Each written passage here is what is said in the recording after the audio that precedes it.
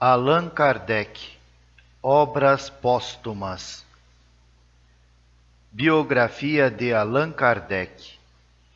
É ainda sob o guante da dor profunda que nos causou a prematura partida do fundador da doutrina espírita, que nos abalançamos a uma tarefa simples e fácil para suas mãos sábias e experientes, mas cujo peso e gravidade nos esmagariam, se não contássemos com o auxílio eficaz dos bons espíritos e com a indulgência dos nossos leitores. Quem dentre nós poderia, sem ser taxado de presunçoso, lisonjear-se de possuir o espírito de método e organização de que se mostram iluminados todos os trabalhos do Mestre? Só a sua pujante inteligência podia concentrar tantos materiais diversos, triturá-los e transformá-los para os espalhar em seguida, como orvalho benfazejo, sobre as almas desejosas de conhecer e de amar. Incisivo, conciso, profundo, sabia agradar e fazer compreendido numa linguagem simples e elevada, ao mesmo tempo tão distanciada do estilo familiar, quanto das obscuridades da metafísica. Multiplicando-se incessantemente, pudera até agora bastar a tudo. Entretanto, o cotidiano alargamento de suas relações e o contínuo desenvolvimento do espiritismo lhe faziam sentir a necessidade de reunir em torno de si alguns auxiliares inteligentes e preparava, simultaneamente, a nova organização da doutrina e de seus labores, quando nos deixou para ir, no mundo melhor, receber a sanção da missão que desempenhara e coletar elementos para uma nova obra de devotamento e sacrifício. Era sozinho, chamar-nos-emos legião, e, por muito fracos e inexperientes que sejamos, nutrimos a convicção íntima de que nos conservaremos à altura da situação, se, partindo dos princípios estabelecidos e de incontestável evidência, nos consagrarmos a executar, tanto quanto nos seja possível e de acordo com as necessidades do momento, os projetos que ele pretendia realizar no futuro. Enquanto nos mantivermos nas suas pegadas e todos os de boa vontade se unirem num esforço comum pelo progresso e pela regeneração intelectual e moral da humanidade, conosco estará o espírito do grande filósofo e nos secundará com a sua influência poderosa. Dado-lhe seja suprir a nossa insuficiência e nos possamos mostrar dignos do seu concurso, dedicando-nos à obra com a mesma abnegação e a mesma sinceridade que ele, embora sem tanta ciência e inteligência. Em sua bandeira, inscrevera o Mestre estas palavras: trabalho, solidariedade, tolerância. Sejamos como ele, infatigáveis. Sejamos, acordemente, com os seus anseios, tolerantes e solidários, e não temamos seguir-lhe o exemplo, reconsiderando, quantas vezes forem precisas, os princípios ainda controvertidos. Tentemos avançar, antes com segurança e certeza, do que com rapidez, e não ficarão infrutíferos os nossos esforços, se, como estamos persuadidos, e seremos os primeiros a dar disso exemplo, cada um cuidar de cumprir o seu dever, pondo de lado todas as questões pessoais, a fim de contribuir para o bem geral.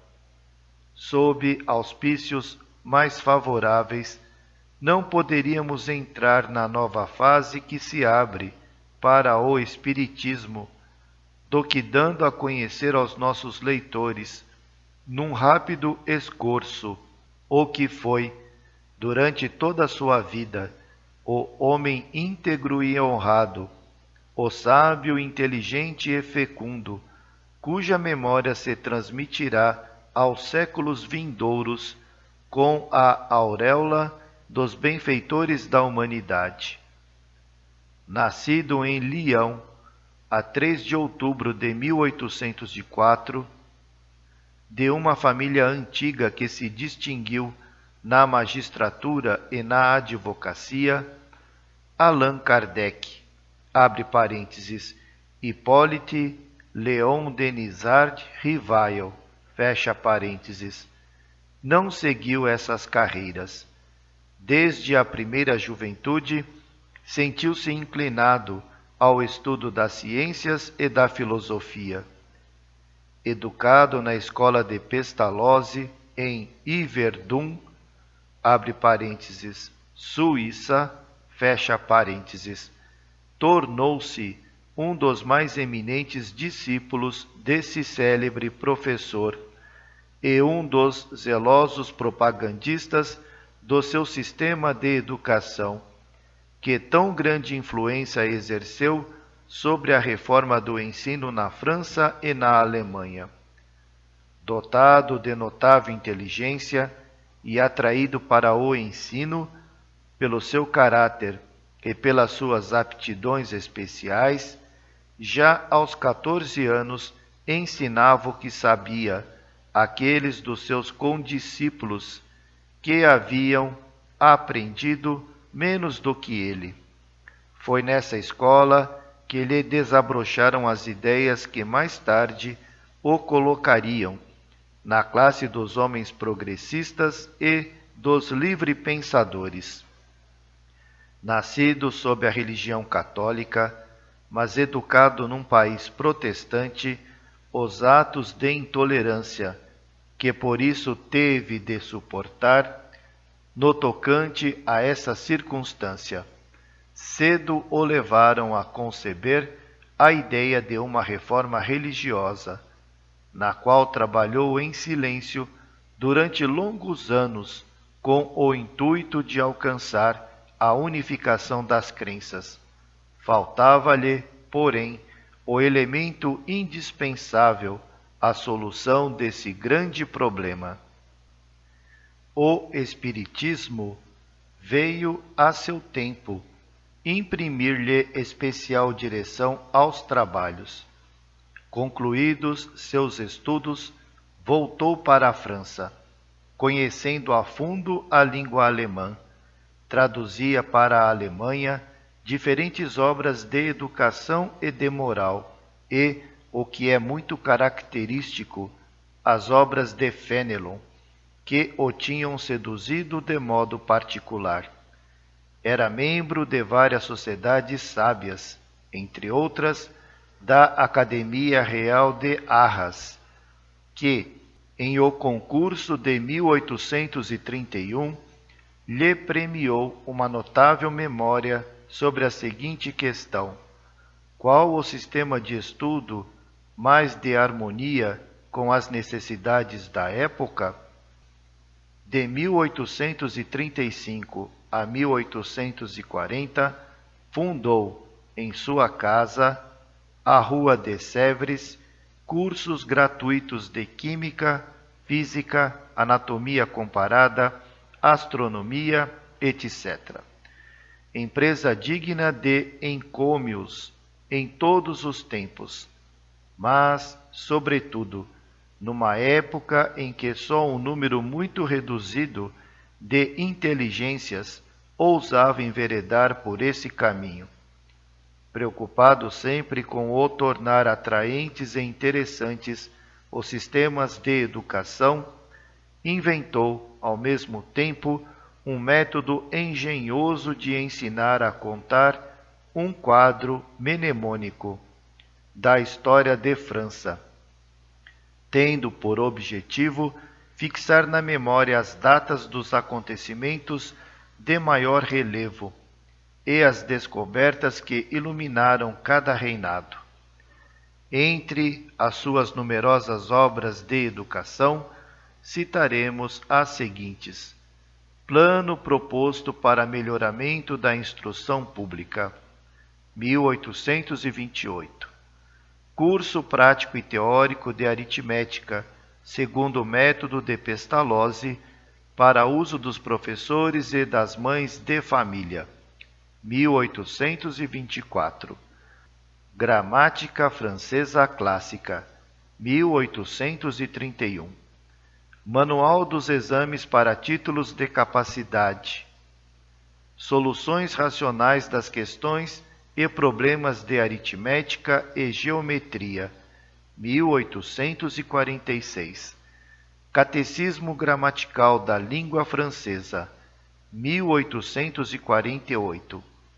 Programa dos cursos usuais de Química, Física, Astronomia, Fisiologia, que ele professava no Liceu Polimático. Ditados normais dos exames da Municipalidade e da Sorbona, seguidos de ditados especiais sobre as dificuldades ortográficas, 1849. Obra muito apreciada na época do seu aparecimento e da qual, ainda recentemente, eram tiradas novas edições. Antes que o Espiritismo lhe popularizasse o pseudônimo de Allan Kardec, já ele se ilustrara, como se vê, por meio de trabalhos de natureza muito diferente, porém tendo todos como objetivo esclarecer as massas e prendê-las melhor às respectivas famílias e países. Abre aspas. Pelo ano de 1855, posta em foco a questão das manifestações dos espíritos, Allan Kardec se entregou a observações perseverantes sobre esse fenômeno, cogitando principalmente de lhe deduzir as consequências filosóficas. Entreviu, desde logo, o princípio de novas leis naturais, as que regem as relações entre o mundo visível e o mundo invisível. Reconheceu, na ação deste último, uma das forças da natureza, cujo conhecimento haveria de lançar luz sobre uma imensidade de problemas tidos por insolúveis. Ele compreendeu o alcance do ponto de vista religioso. Suas obras principais sobre esta matéria são o Livro dos Espíritos, referente à parte filosófica e cuja primeira edição apareceu a 18 de abril de 1857. O Livro dos Médiuns, relativo à parte experimental e científica, janeiro de 1861. O Evangelho segundo o Espiritismo, concernente à parte moral, abril de 1864. O Céu e o Inferno, ou a Justiça de Deus, segundo o Espiritismo, agosto de 1865. A Gênese, os Milagres e as Predições, janeiro de 1868. A Revista Espírita, Jornal de Estudos Psicológicos, periódico mensal, começado a 1º de janeiro de 1858. Fundou em Paris, a 1º de abril de 1858, a primeira sociedade espírita regularmente constituída, sob a denominação de Sociedade Parisiense de Estudos Espíritas, cujo fim exclusivo era o estudo de quanto possa contribuir para o progresso da nova ciência. Allan Kardec se defendeu com inteiro fundamento de coisa alguma haver escrito debaixo da influência de ideias preconcebidas ou sistemáticas. Homem de caráter frio e calmo, observou os fatos e, de suas observações, deduziu as leis que os regem.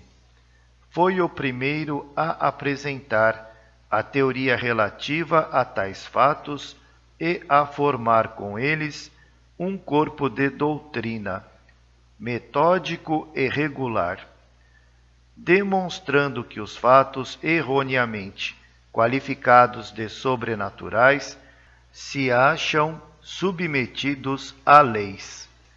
Ele os incluiu na ordem dos fenômenos da natureza, destruindo assim o último refúgio do maravilhoso e um dos elementos da superstição. Durante os primeiros anos em que se tratou de fenômenos espíritas, estes constituíram antes objeto de curiosidade do que de meditações sérias. O Livro dos Espíritos fez que o assunto fosse considerado sob aspecto muito diverso. Abandonaram-se as mesas girantes, que tinham sido apenas um prelúdio, e começou-se a atentar na doutrina que abrange todas as questões de interesse para a humanidade. Data do aparecimento do Livro dos Espíritos a fundação do Espiritismo, que até então só contara com elementos esparsos, sem coordenação, e cujo alcance nem toda a gente pudera apreender. A partir daquele momento, a doutrina prendeu a atenção de homens sérios e tomou rápido desenvolvimento. Em poucos anos, aquelas ideias conquistaram numerosos aderentes em todas as camadas sociais e em todos os países.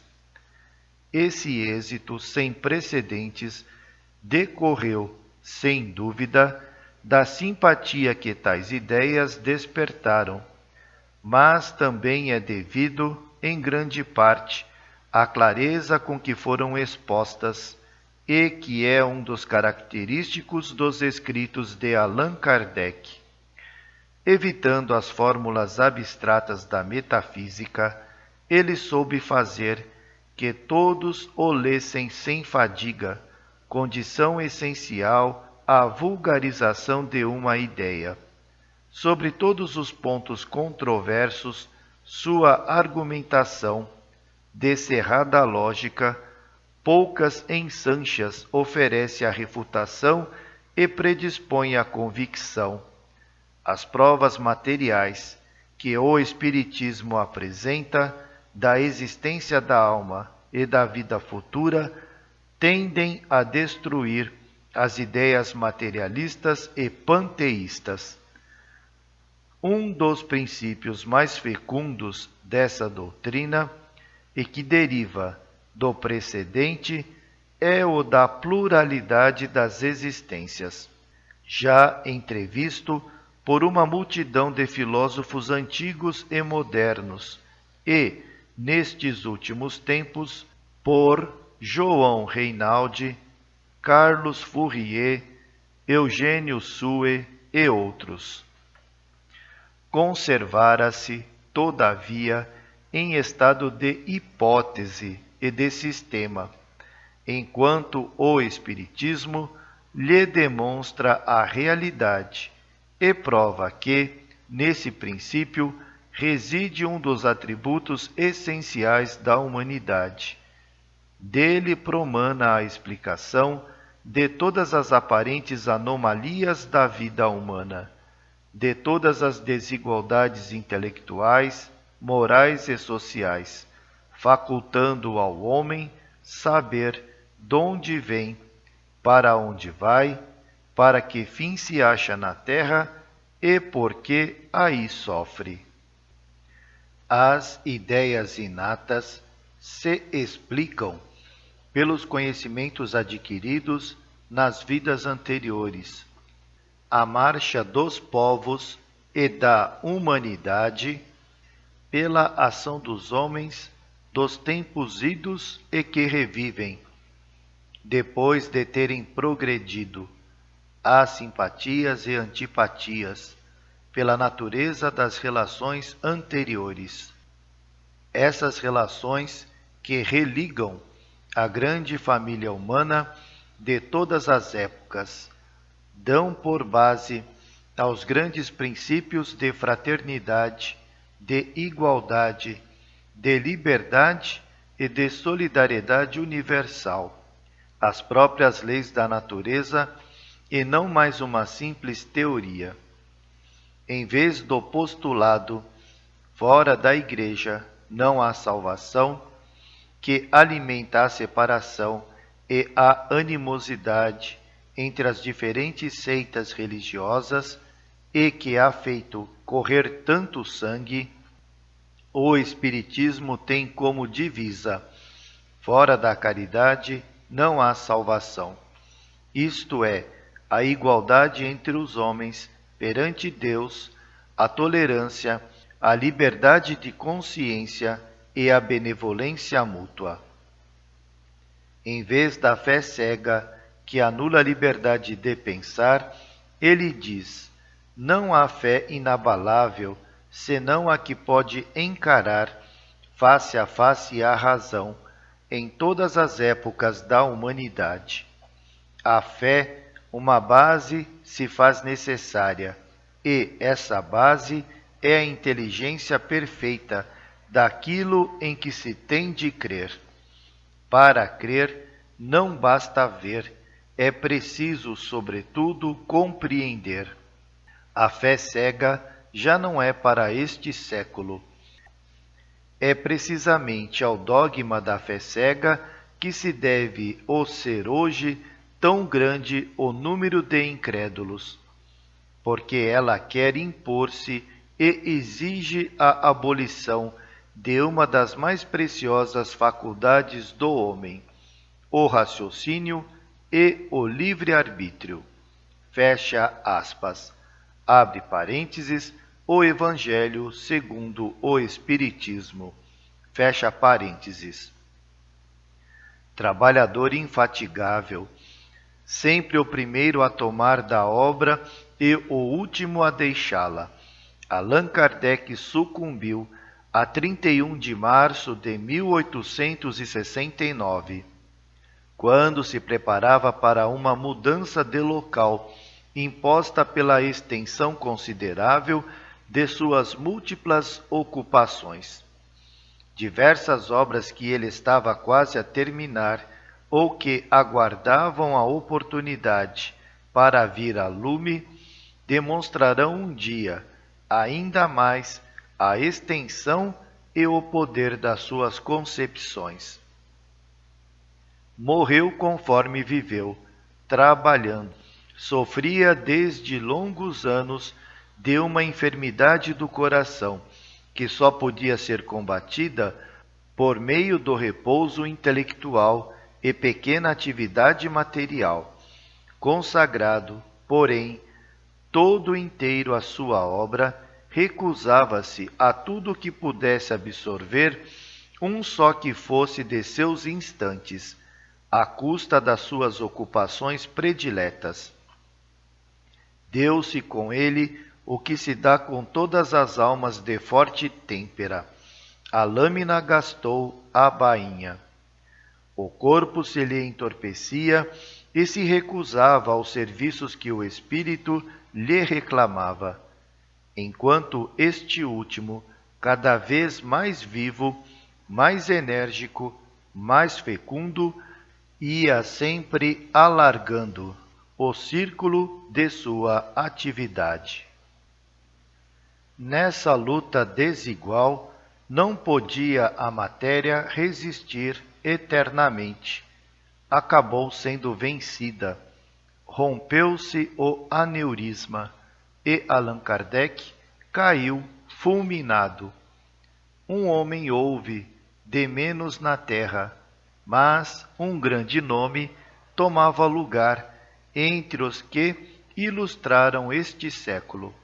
Um grande espírito fora retemperar-se no infinito, onde todos os que ele consolara e esclarecera lhe aguardavam impacientes à volta. Abre aspas. A morte, dizia, faz pouco tempo, redobra os seus golpes nas fileiras ilustres. A quem virá ela agora libertar? Fecha aspas. Ele foi, como tantos outros, recobrar-se no espaço, procurar elementos novos para restaurar o seu organismo gasto por uma vida de incessantes labores. Partiu com os que serão os fanais da nova geração, para voltar em breve com eles a continuar e acabar a obra deixada em delicadas mãos. O homem já aqui não está, a alma, porém, permanecerá entre nós. Será um protetor seguro, uma luz a mais, um trabalhador incansável que as falanges do espaço conquistaram. Como na terra, sem ferir a quem quer que seja, ele fará que cada um lhe ouça os conselhos oportunos, abrandará o zelo prematuro dos ardorosos, amparará os sinceros e os desinteressados e estimulará os mornos. Vê agora e sabe tudo o que ainda há pouco previa. Já não está sujeito às incertezas, nem aos desfalecimentos, e nos fará partilhar da sua convicção, fazendo-nos tocar com o dedo a meta, apontando-nos o caminho, naquela linguagem clara, precisa, que o tornou aureolado nos anais libertários. Já não existe o homem, repetímo-lo. Entretanto, Allan Kardec é imortal, e a sua memória, seus trabalhos, seu espírito estarão sempre com os que empunharem forte e vigorosamente o estandarte que ele soube sempre fazer respeitado. Uma individualidade pujante constituiu a obra. Era o guia e o fanal de todos. Na terra, a obra substituirá o obreiro. Os crentes não se congregarão em torno de Allan Kardec. Congregar-se-ão em torno do Espiritismo, tal como ele o estruturou, e, com os seus conselhos, sua influência, avançaremos a passos firmes para as fases ditosas prometidas à humanidade regenerada. Abre parênteses, Revista Espírita, maio de 1869, fecha parênteses.